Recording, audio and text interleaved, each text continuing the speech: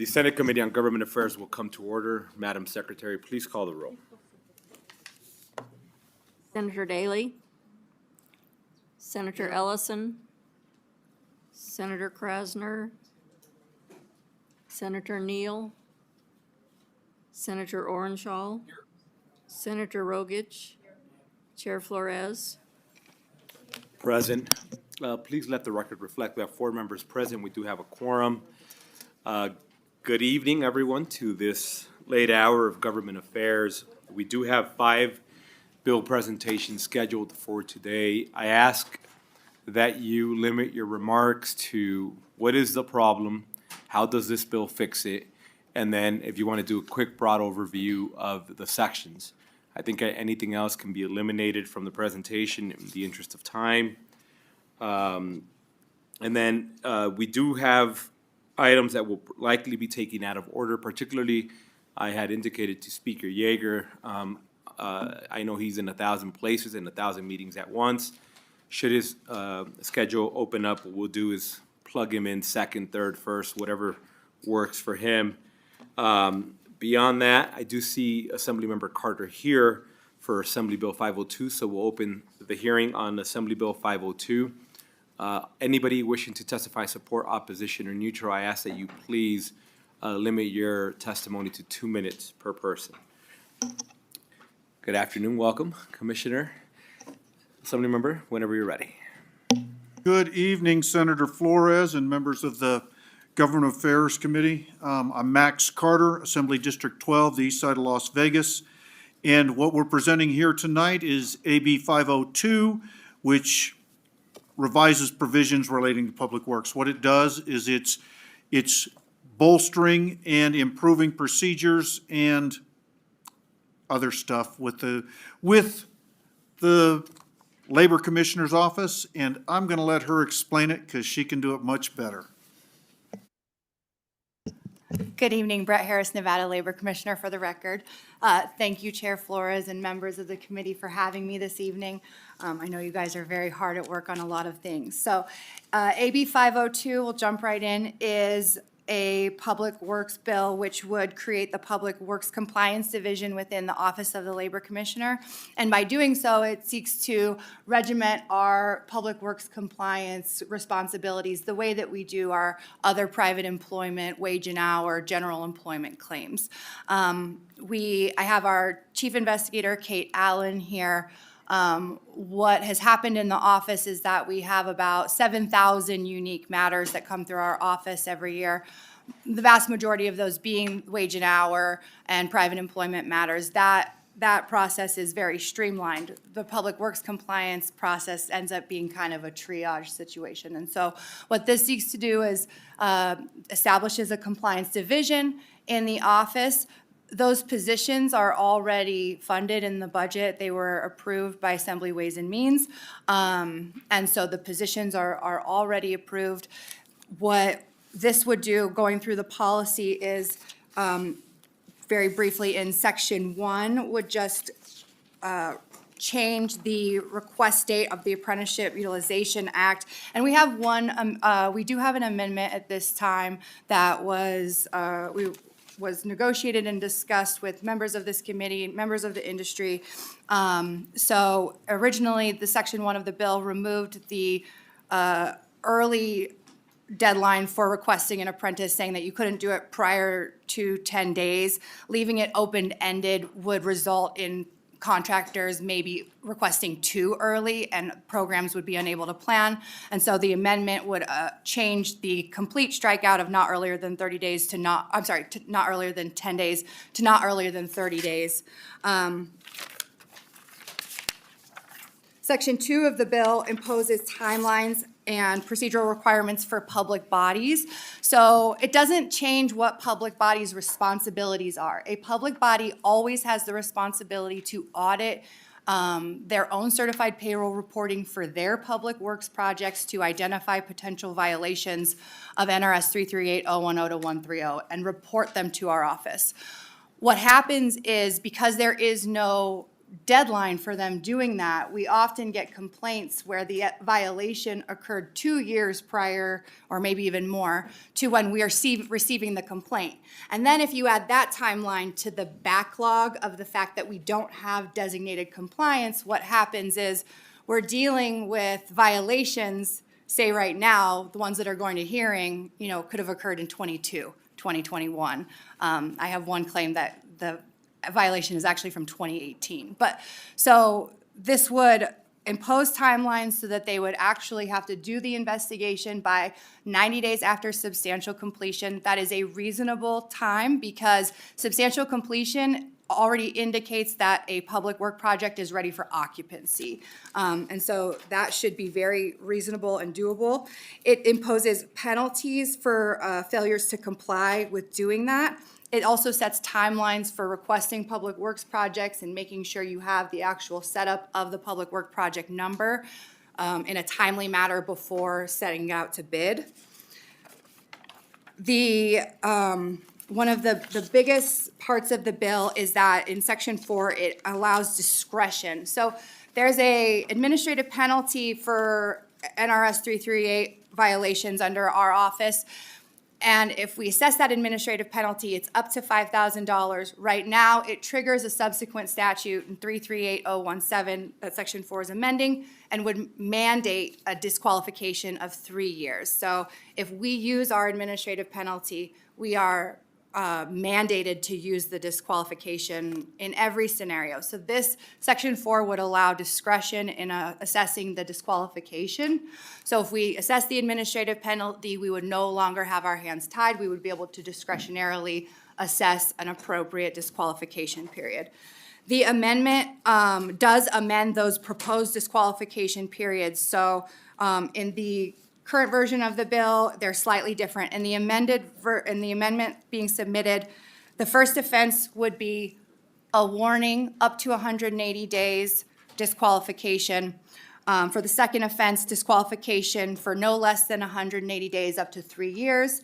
And for a third offense, no less than 3 years up to 5 years. And then for any subsequent offense after that, it would be 5 years. This gives the disqualification periods more parity with the apprenticeship utilization disqualification periods, and it also reflects for serial offenders the current disqualification periods that are more serious of 3 and 5 years. Let's see. So what I said what happened in Section 2 actually happens in Section 5 with the time periods for when a public body must actually start an investigation. Section 2 was for requesting a public works project number. I apologize.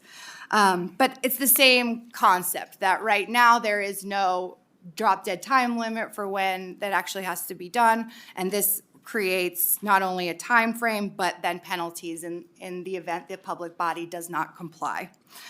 And then sections 7 through 10 is where the actual Public Works Compliance Division is created under the Office of the Labor Commissioner. And so it would create the framework to put these positions under to do the regular compliance that we already do. And again, just trying to clean up the policy and clean up the fairness to put everybody on an equal playing field. One thing, I missed one big part of the point of putting in the timeline for a public body to do an investigation. So we are currently, a public body has to do all their own investigations, or by statute they are required to do their investigations, to initiate complaints, to issue determinations to our office. This would also provide them an alternative. If they don't have the resources to do that, they can refer the claim to us alternatively, so that we would do the initial investigation, complaint, and determination. So it would be a one-page form. If they have a regular duty to audit their certified payroll reporting by the end of every month, they would be able to just fill out this form if they noticed a violation and send it to our office, and we would initiate the investigation. What we're hoping this does is we currently have about 198-ish claims that have been filed for this year. 150 of those-ish are third-party claims, with about 40 of them being public body claims. What we're seeking to do is inverse those numbers. We should be getting those initial complaints. It should be the public bodies first finding the violations and pointing them out to us, whether that be through an actual complaint or a referral to our office. And that completes the policy of AB 502, and we'll take any questions.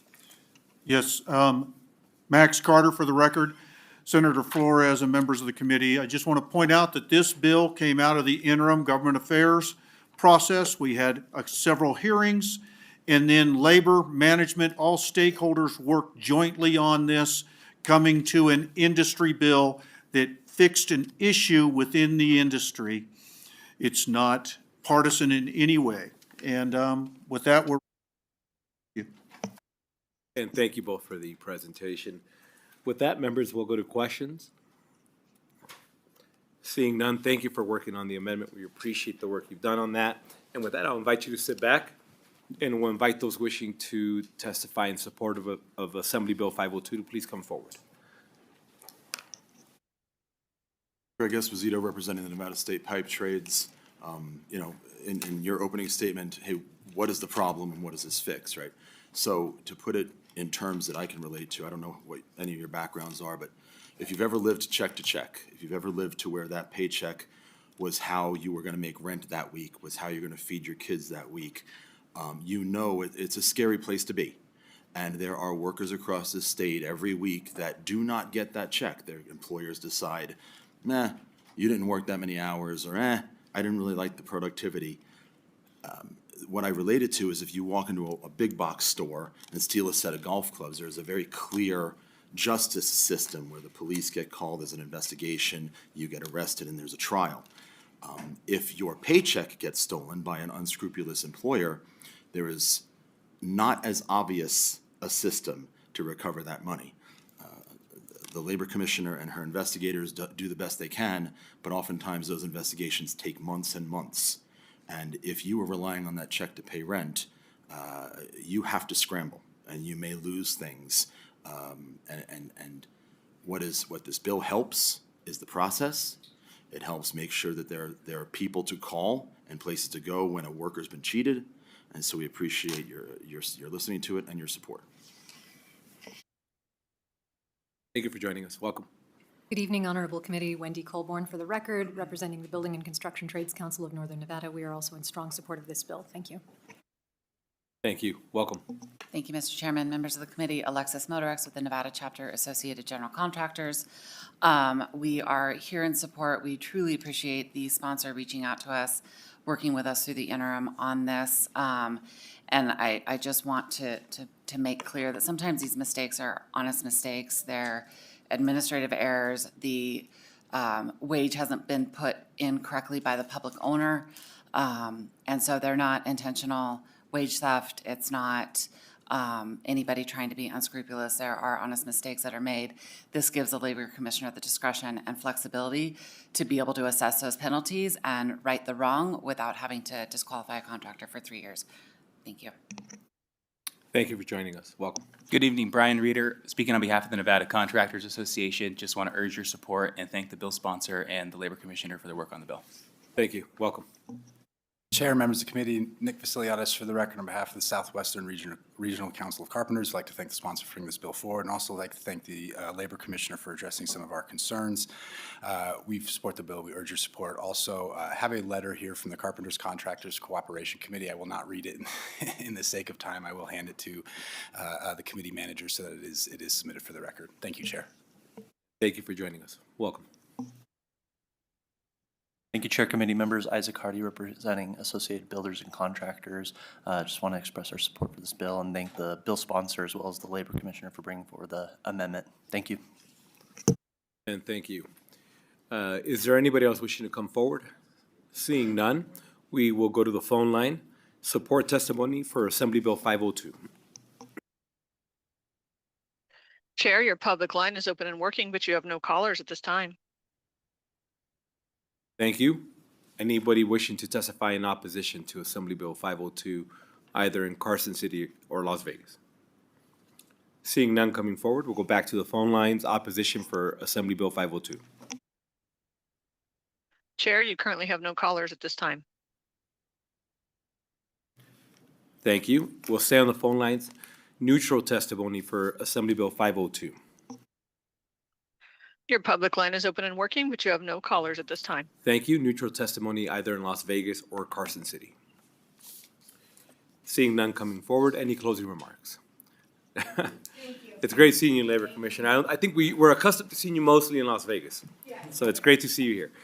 With that, we'll go ahead and close out the hearing on Assembly Bill 502. I was promised that if we do Assembly Bill 554 next, the presentation will last exactly 68 seconds. And so I'm going to start a timer. And with that, we'll open up a hearing on Assembly Bill 554. Welcome.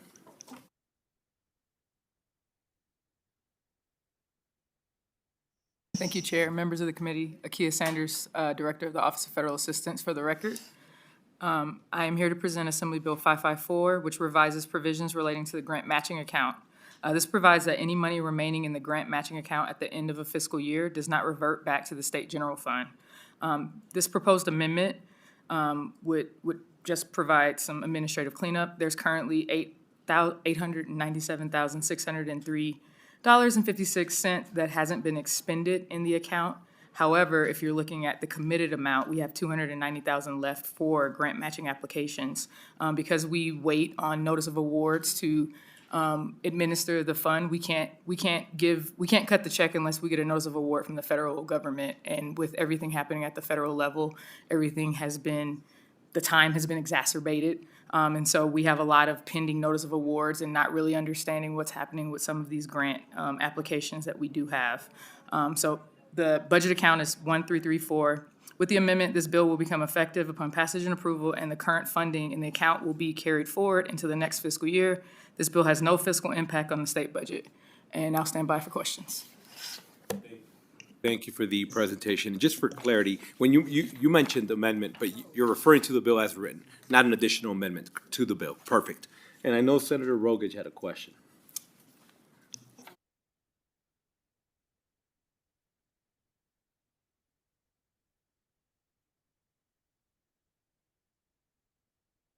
Thank you, Chair. My apologies.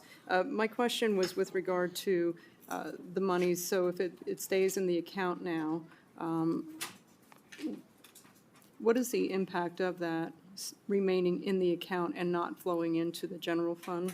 I don't have my notes in front of me, so I'm just trying to remember. Please. Thank you. Akia Sanders for the record, through the chair to Senator Rogage. So like I said, the way that a grant matching application works is obviously if you're familiar with the cost share requirement that exists in federal grants. If you apply to our office, you go through the process and you're approved, you get a letter of commitment.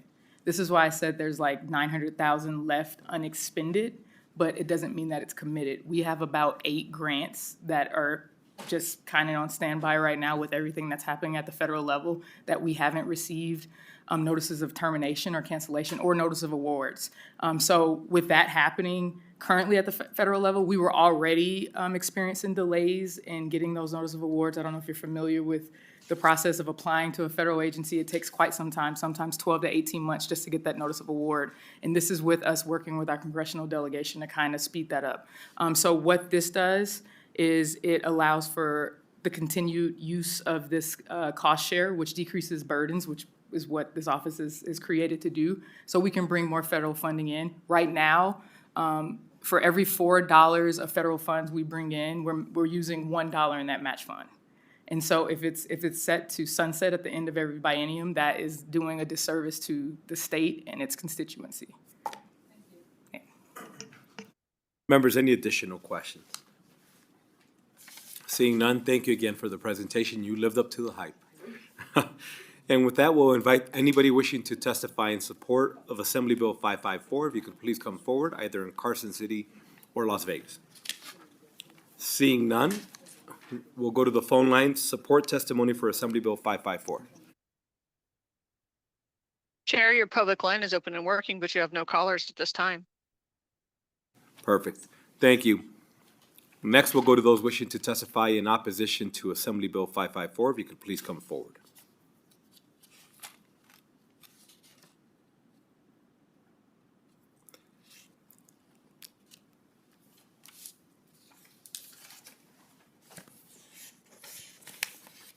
Do we have anybody wishing to join us in opposition for Assembly Bill 554 over the phone?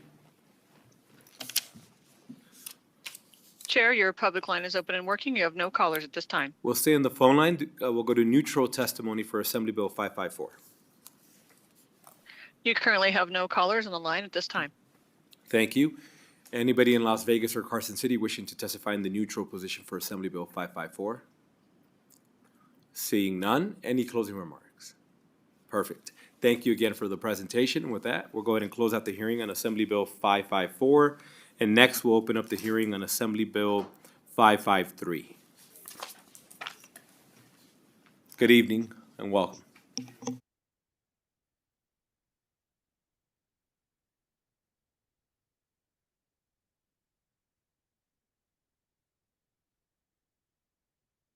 Good evening. I don't know if I can do 68 seconds. I'll try for 67.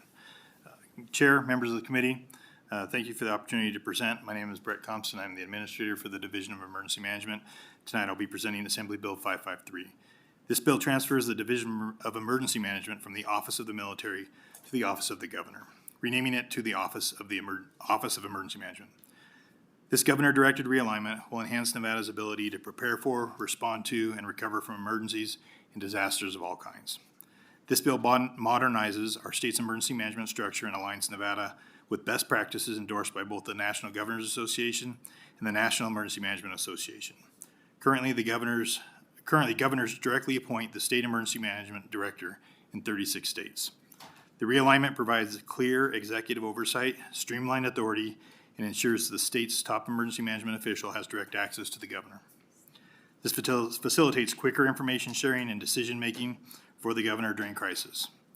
This realignment will improve the cabinet-level coordination and synchronization of state resources during emergencies and aligns emergency management with other key executive functions such as public safety, transportation, health, education, infrastructure, energy, and economic development, all policy areas under gubernatorial control. In short, this bill provides Nevada with an optimized structure for crisis leadership, places emergency management at the appropriate level for coordination and synchronization of state resources, and it demonstrates the governor's dedication to public safety. Thank you for your consideration. And thank you for the presentation. You did live up to the expectation. That was also very quick. I appreciate that. Members, any questions? Senator Daly, please. Thank you, Mr. Chair. And I think you answered partially part of my question on this. Maybe you can expand a little bit more, but when I look at this stuff, and I'm saying, what problem are we trying to solve by moving the deck chairs moving the chairs on the deck? I think you said something about, well, 36 other states have it under direct control this way, and so is the Division of Emergency Management, how is that appointed now? How is it different? And it's still in the executive branch, and I'm sure he has control over this person. Rick Thompson for the record, Senator. I think the easy answer here is just a demonstration of how I've been operating. So I initially took the role in an unofficial capacity on 9/11 during the Davis fire. And at that time, we started operating as we had the proposal for the bill change in operational control methodology. And so since that time, I have had great success being able to coordinate with cabinet members with the anticipation that this bill would be passed. And the response that I get is very, very different than my predecessor experienced in his ability to coordinate state resources with cabinet level directors. I get very quick responses, very quick collaboration and synchronization of state resources. And he simply just did not get that. My predecessor did not get that same level of cooperation coordination. I can't speak to the terms of why, but I believe part of it is the task organization, because as a division sitting under a department director or the adjutant general in this case, it's just a little bit different than being a peer with the other department directors. So is it, because I know we had a bill earlier on a different level with the adjunct general, and so you have the Department of Emergency Management, And the Department of the military is like the top part. Is that the first one that answers to the governor now, or does this change that?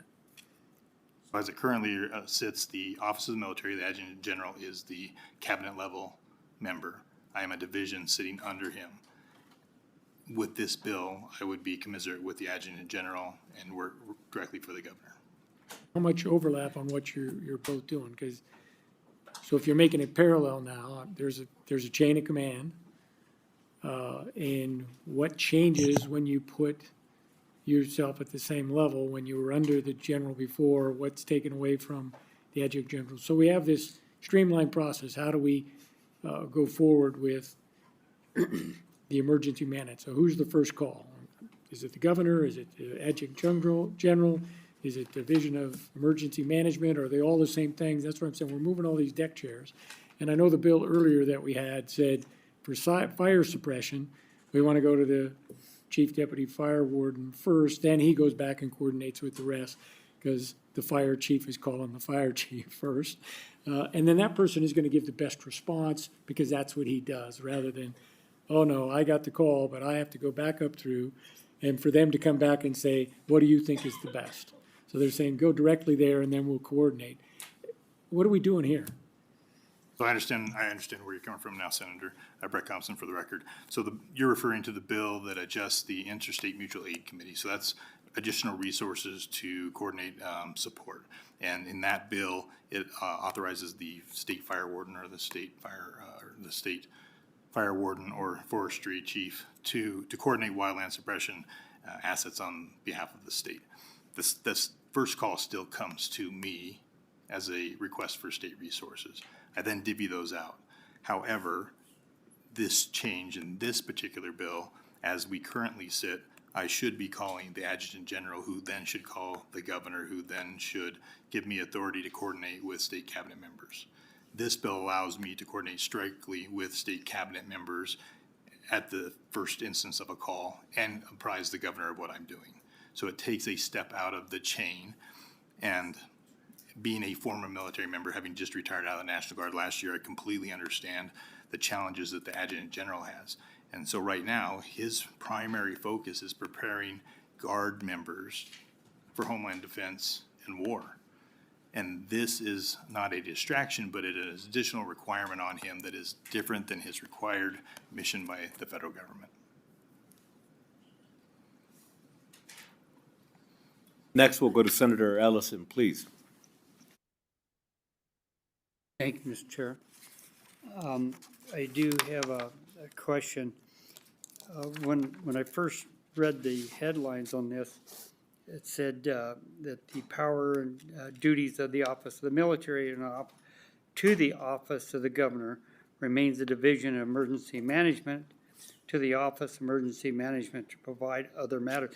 Is this strictly pertaining only to fire suppression?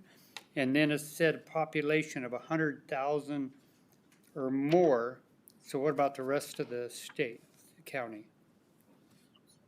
Oh, wait, let me. Greg Thompson for the record. There's a couple different pieces there that you're asking about, sir.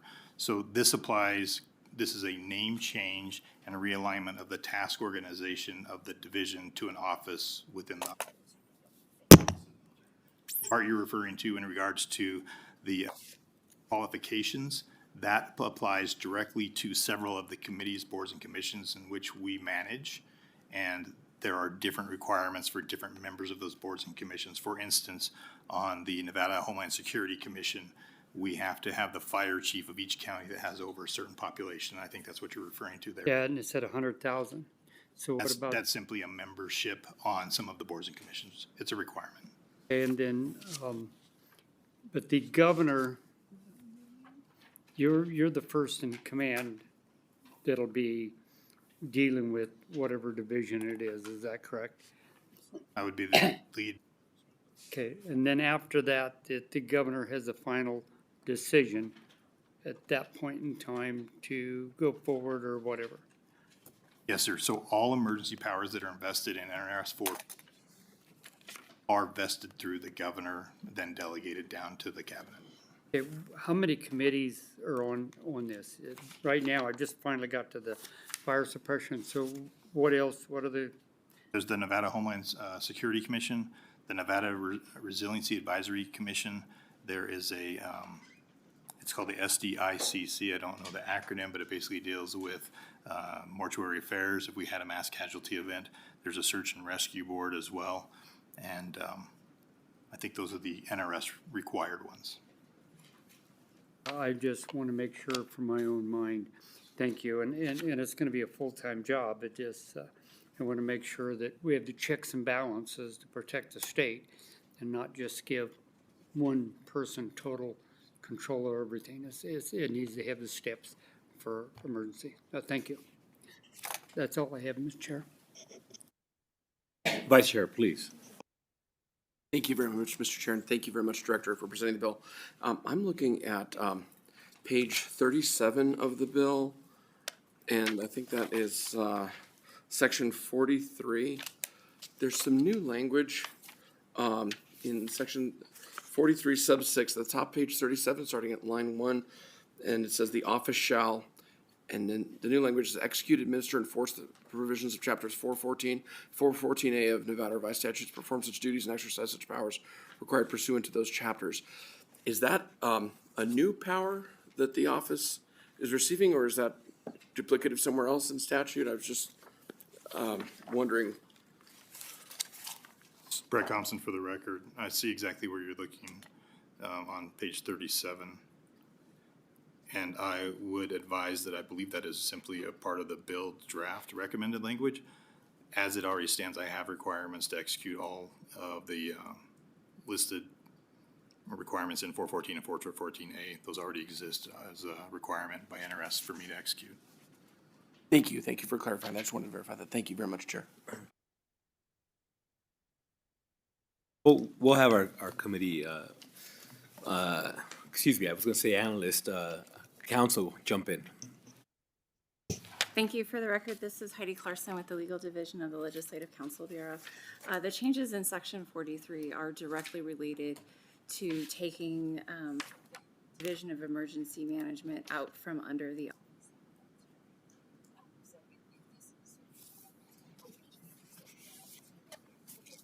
that the Office of the Military will no longer have this power. It will be transferred pursuant to the main intent of the bill. Oh, thank you very much. And I think that answers my question. Thank you, Ms. Carson. Thank you, Chair. Thank you. Members, any additional questions? Seeing none, thank you again for the presentation and joining us this late evening. At this time, I'd like to invite those wishing to testify in support of Assembly Bill 553, either in Carson City or Las Vegas, if you could please come forward. Seeing no one coming forward, we will go to the phone line, support testimony for Assembly Bill 553. Chair, your public line is open and working, but you have no callers at this time. Thank you. We'll come to those wishing to testify in opposition to Assembly Bill 553, Carson City or Las Vegas. Seeing none, we'll go to the phone line, support testimony for Assembly Bill 553. Chair, you have no callers at this time. And we'll stick to the phone lines. Anybody wishing to testify in the neutral position for Assembly Bill 553? Your public line is open and working, but you have no callers at this time. Thank you. Anybody wishing to testify in the neutral position for Assembly Bill 553, Las Vegas or Carson City? Seeing none, any closing remarks? Thank you again for the presentation, and with that, we'll go ahead and close out the hearing on Assembly Bill 553. And next, we'll open up the hearing on Assembly Bill 582. Welcome in Las Vegas.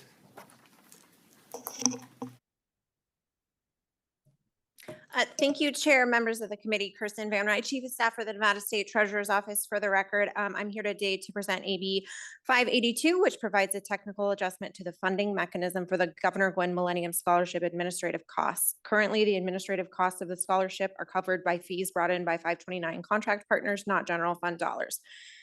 This reference is found in NRS 353B.350 subsection 5 subsection B, which allows the college savings endowment account to cover payment of the administrative cost for the Millennium Scholarship Program. However, the current language only allows up to 3% of the anticipated dollars received by the state from the tobacco settlement dollars that go towards the Millennium Scholarship to be used for the administrative expenses. Each year, we have seen the tobacco settlement dollars decrease, and as a result, the allowable total administrative expenses, which rely on a calculation from the tobacco settlement funds, have also decreased. This bill raises the statutory cap from 3% of those dollars to 13% of those dollars.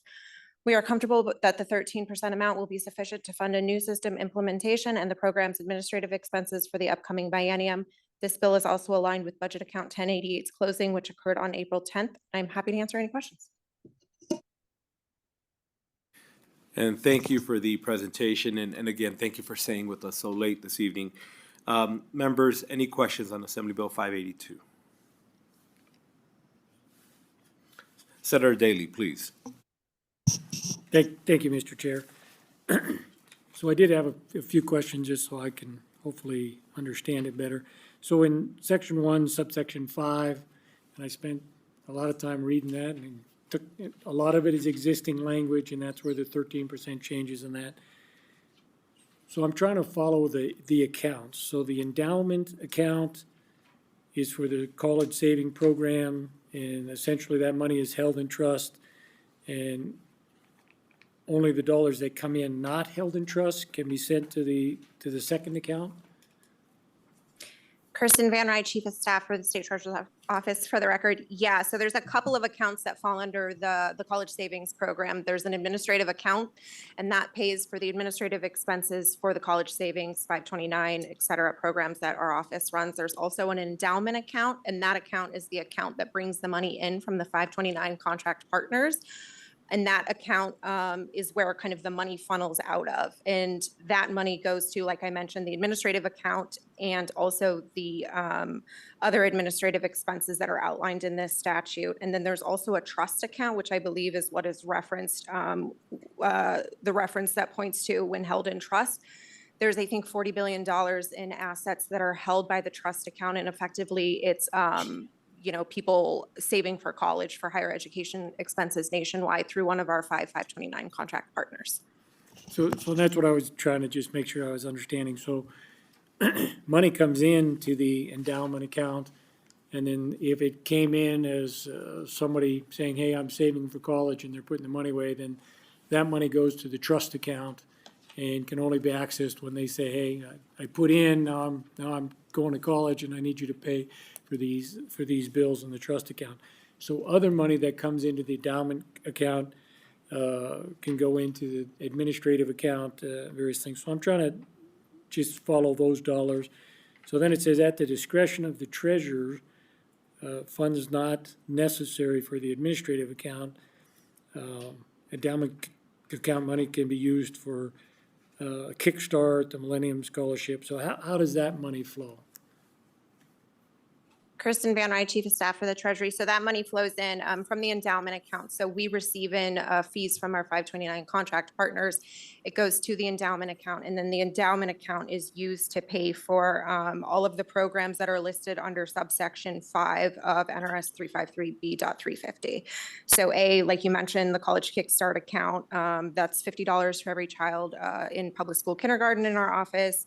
The administrative costs related to Millennium, administrative costs related to our prepaid tuition program, et cetera, et cetera.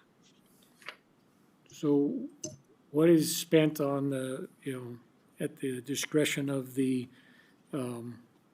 treasurer? Is that just based on how much money he has and where he allocates it? So is there a distinction between, hey, I don't have enough for the Kickstart, or only so much money came in, so I'm going to put some to the Millennial Scholarship? Where does the discretion part come in? Kirsten Van Rye, Chief of Staff for the record. I'm not saying the discretion language. I apologize. If you give me 1 second, I can find it. But right now, that money, the money that flows into the endowment account is sufficient to cover the costs that are outlined in statute.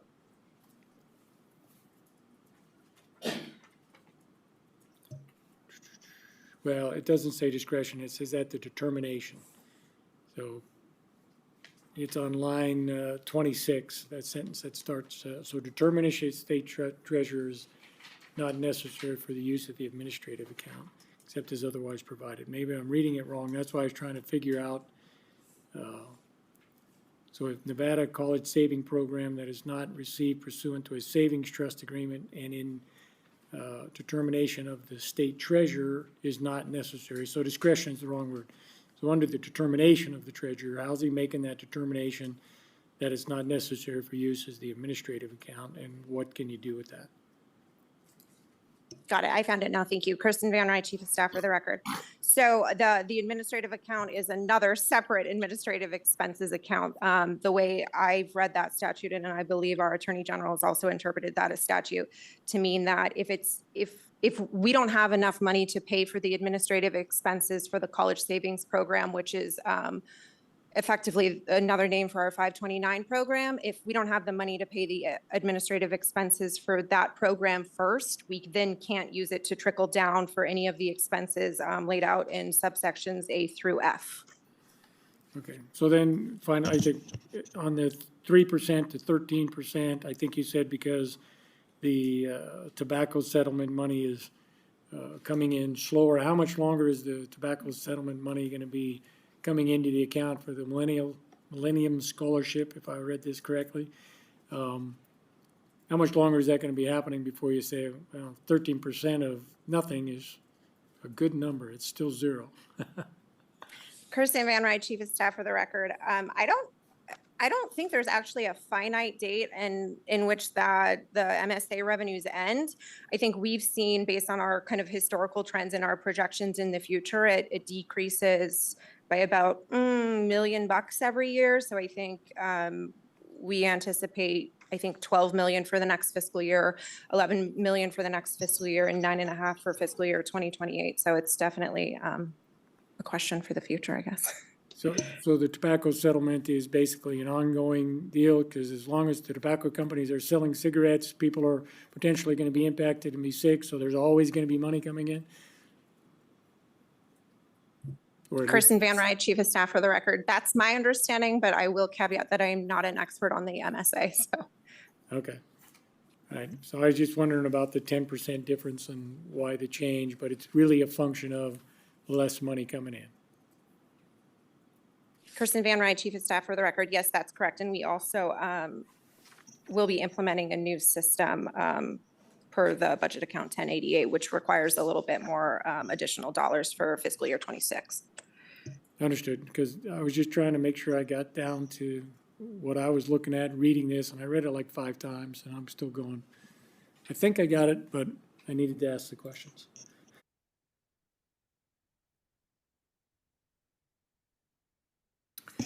Members, any additional questions? Senator Ellison, please. Thank you.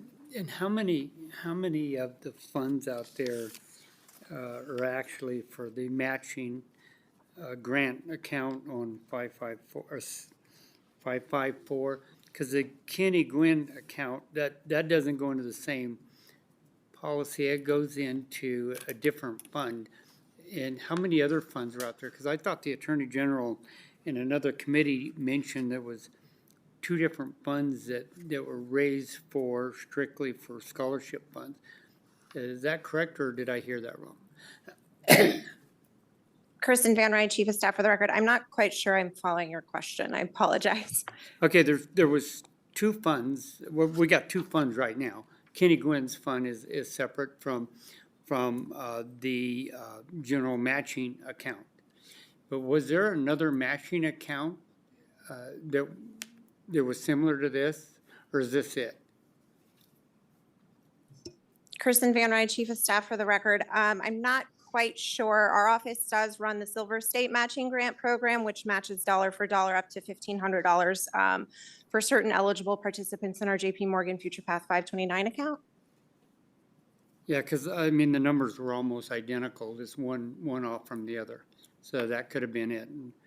And they said that in a presentation a while back. And I can't remember if it was in Commerce or Labor or where it was. Okay, well, that's the only thing I wanted to know is if there's more than one fund out there that.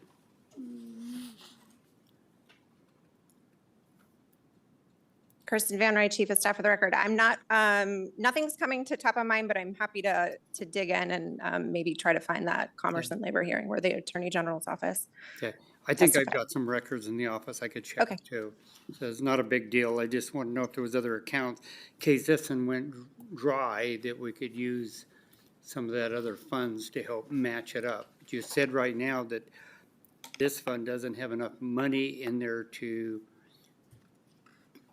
pay for the accounting and whatever. Is that correct? Kristen Van Ryn, Chief of Staff for the record. Yeah, so this, the MSA dollars are decreasing every year, and I apologize. Let me back up to clarify a bit. The MSA dollars are the dollars in which the administrative expenses calculation is based on. No MSA dollars are used to pay for the administrative expenses for the scholarship. The MSA is simply used for a calculation basis only. Okay, thank you. Members, any additional questions? Seeing none, thank you again for the presentation. And at this time, I'd like to invite anybody in Carson City or Las Vegas to please come forward in support testimony for Assembly Bill 582. Seeing none, we'll go to the phone line, support testimony for Assembly Bill 582. Chair, your public line is open and working, but you have no callers at this time. Thank you. At this time, we'll invite those wishing to testify in opposition to Assembly Bill 582. If you could please come forward.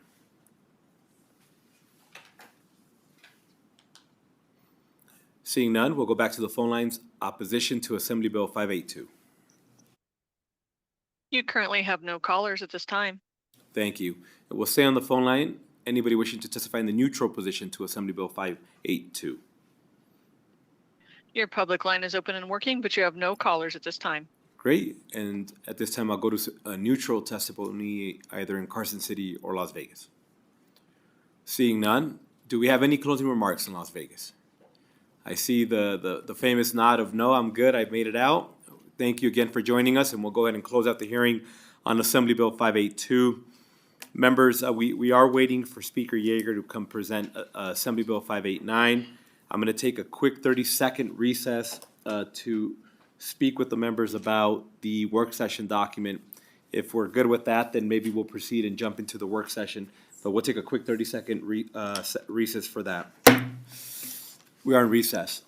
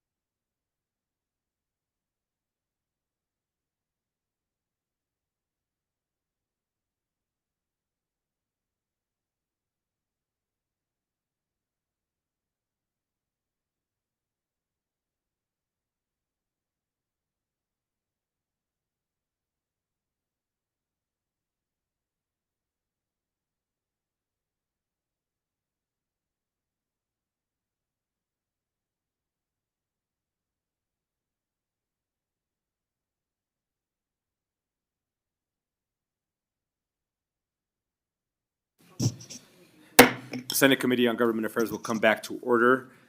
Thank you all for your indulgence at this time, so that we can provide a little bit of time for Speaker Yeager, who is presenting in another committee as we speak, to be able to make his way to Government Affairs. We'll move to the work session document. We do have two bills on there, Assembly Bill 64 and Senate Bill 467. And we'll go to our committee analyst to go through the work session document.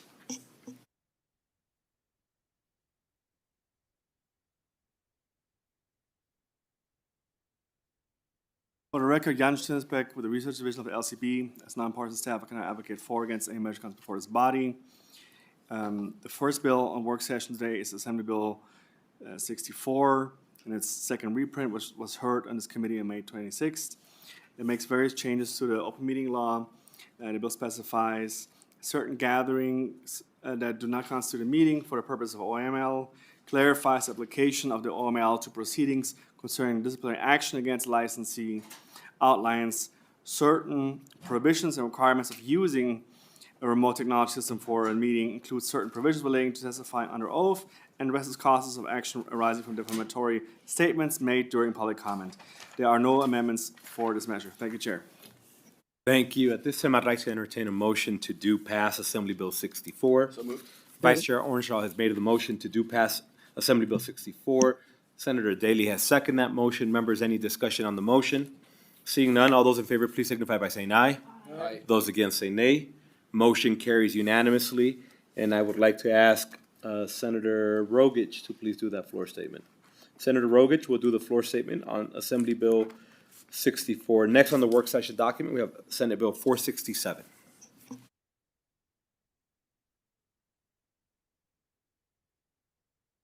For the record, Jan Schinnesbeck with the Research Division of LCB. Senate Bill 467 was heard in this committee on May 26th. It transfers the Nevada Office of Cyber Defense Coordination from the Department of Public Safety to the Office of the Chief Information Officer within the Governor's Office, merging it with the Office of Information Security to form the new Office of Information Security and Cyber Defense. There are no amendments to this measure. Thank you, Chair. Thank you. At this time, members, I'd like to entertain a motion to do pass Senate Bill 467. So moved. Senator Krasner has made the motion to do pass Senate Bill 467. Vice Chair Ornshaw has seconded that motion. Members, any discussion on the motion? Seeing none, all those in favor, please signify by saying aye. Aye. Those against say nay. Motion carries unanimously. And if I could please have Senator Krasner, would you be okay with carrying that floor statement? Senator Krasner will carry the floor statement on Senate Bill 467. Next on the work session document, or better said, not the work session document, I'd like to entertain a motion to do pass Assembly Bill 502. Well, excuse me, this would be a motion to amend and do pass Assembly Bill 502. Senator Daly will, on the record, just clarify what the amendment is. Yes, the amendment changes the limitation on the earliest you can request an apprentice from 10 days, taking the strikeout out, making it 30 days, so not earlier than 30 days. It changes the provisions to allow discretion with the labor commissioner. If they administer an administrative penalty, at this time, there's no discretion. It's an automatic 3-year disqualification.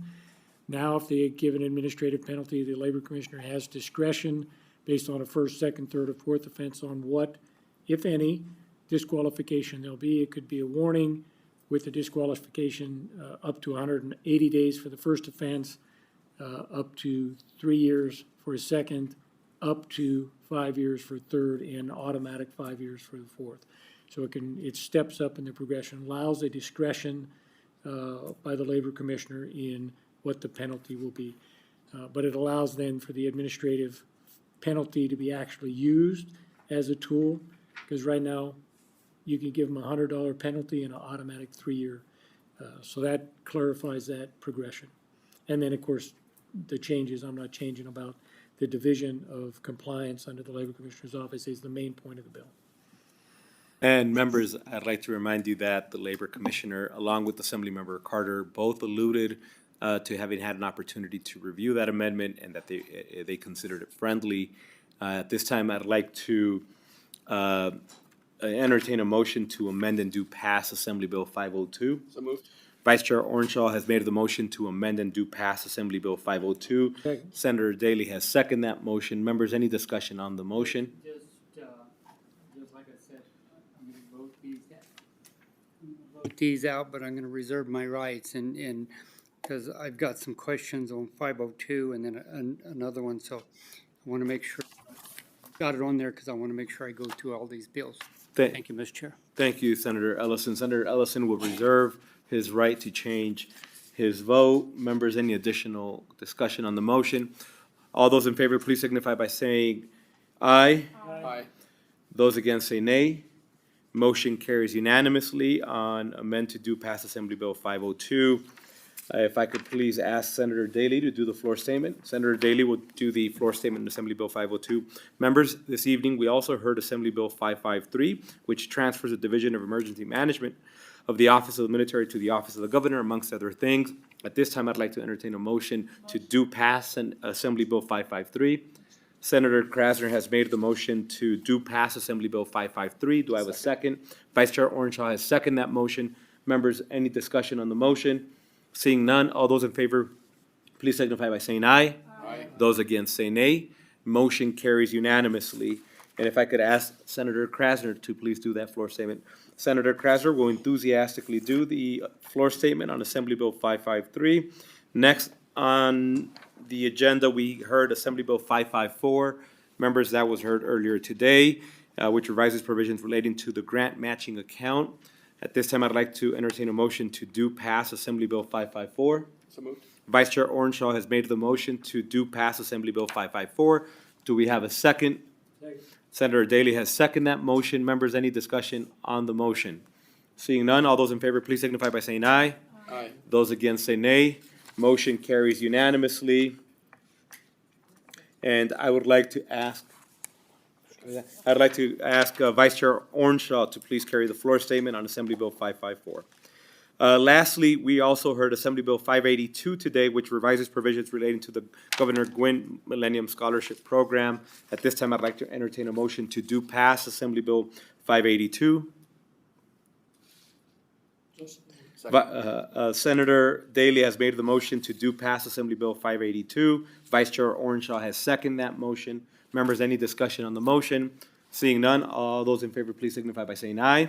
Aye. Those against say nay. Motion carries unanimously. And if we could have Senator Daly do that floor statement. Senator Daly will enthusiastically do the floor statement on Assembly Bill 582.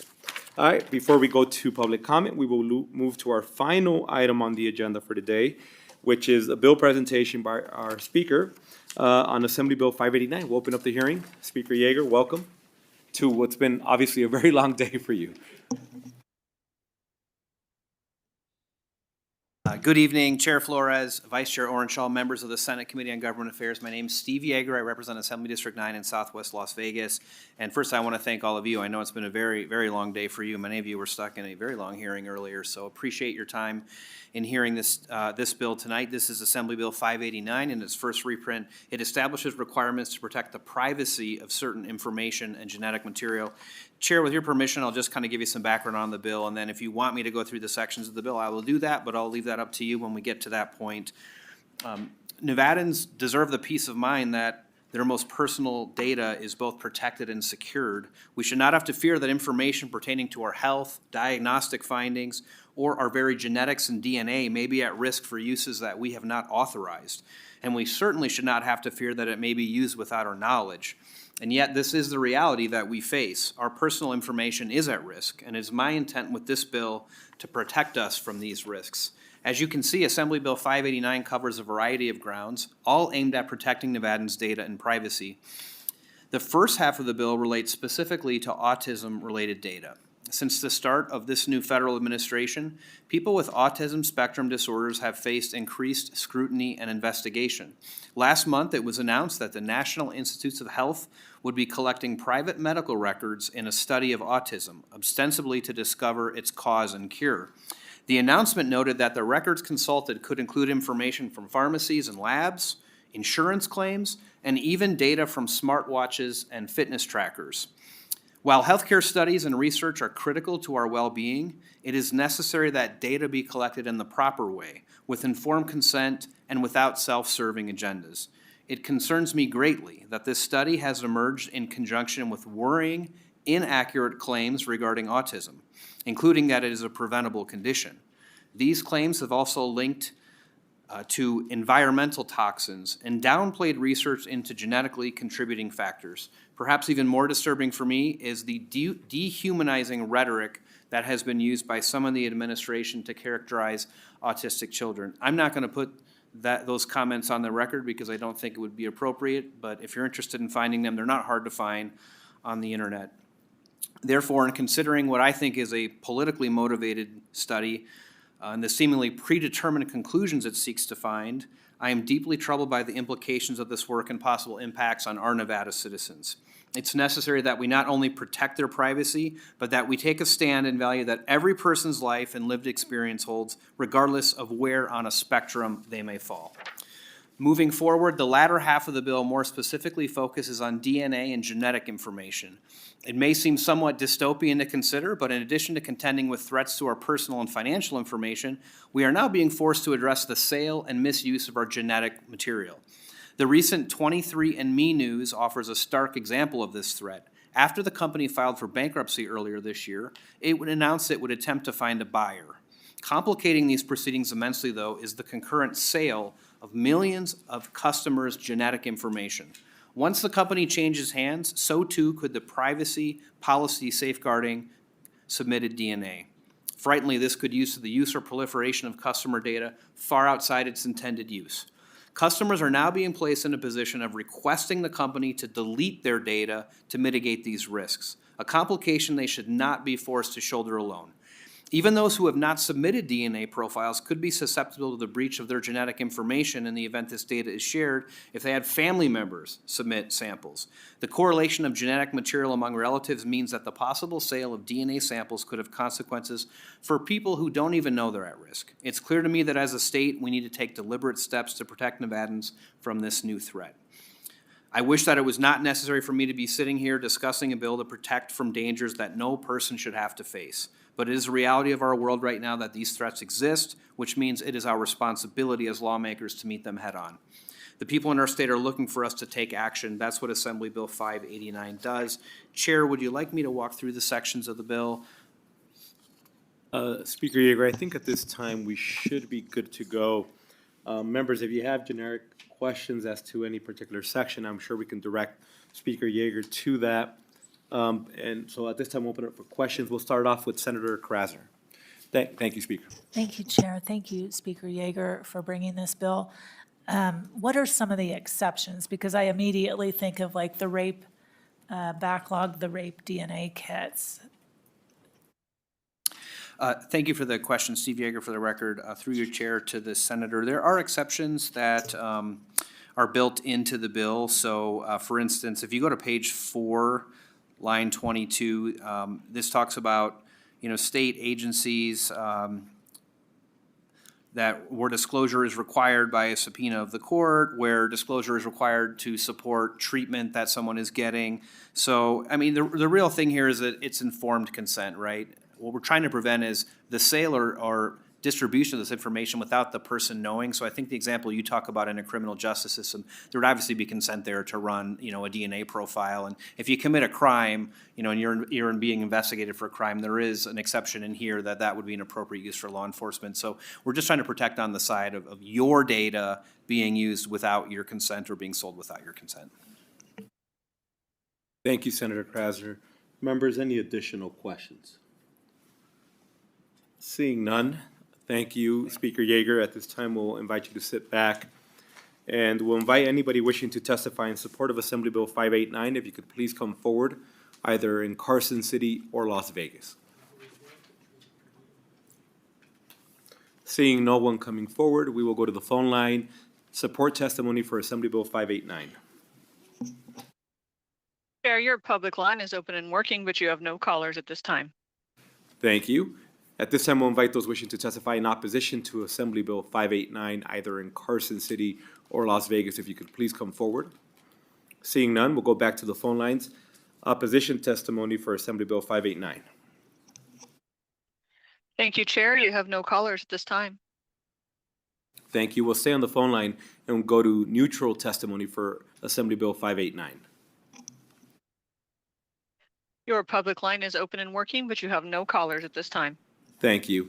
We'll go to Las Vegas or Carson City, neutral testimony for Assembly Bill 589. Seeing none, at this time, Speaker Yeager, any closing remarks? Speaker Yeager saying he's good, he's had enough of presentations for today. Thank you. With that, we'll go ahead and close out the hearing on Assembly Bill 589. We're going to take a 20-second recess. We are in recess.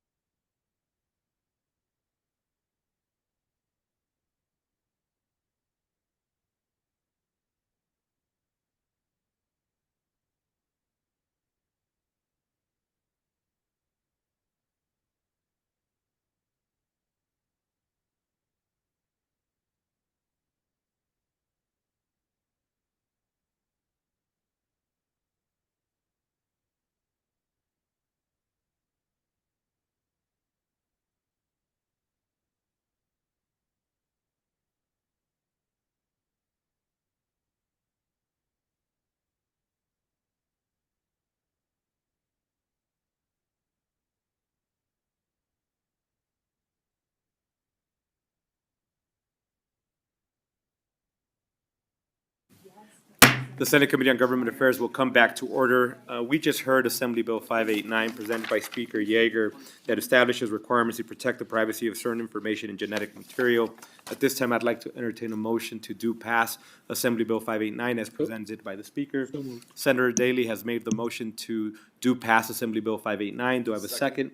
Vice Chair Orenshaw has seconded that motion. Members, any discussion on the motion? Senator Krasner. Thank you, Chair.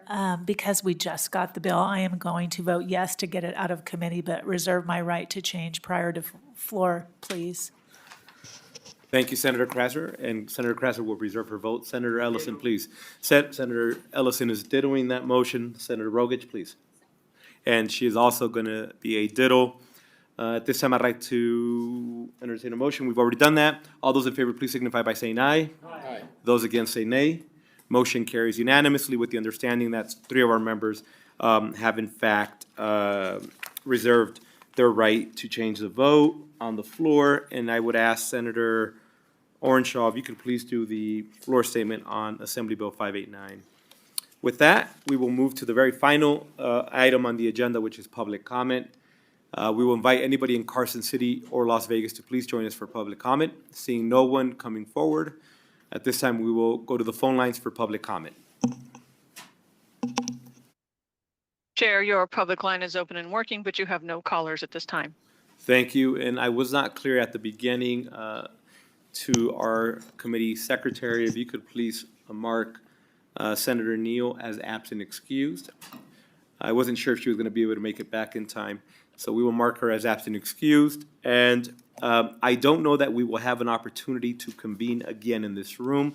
We may be doing behind the bars as is normal throughout these last final days, but in the interest of not knowing exactly what's going to happen, and I would like to take just a very quick personal privilege to thank our amazing staff who have put up with everything that we possibly could have thrown at them, doing things last minute, not always being very communicative about what we're about to do, and them just always making us feel like we're perfectly right at home and there's no chaos happening and everything's fine. I just wanted to say that it's been an absolute honor and privilege to have such amazing human beings around me. I wish I could hire all of you to just make my life better constantly forever, but you all probably would never accept.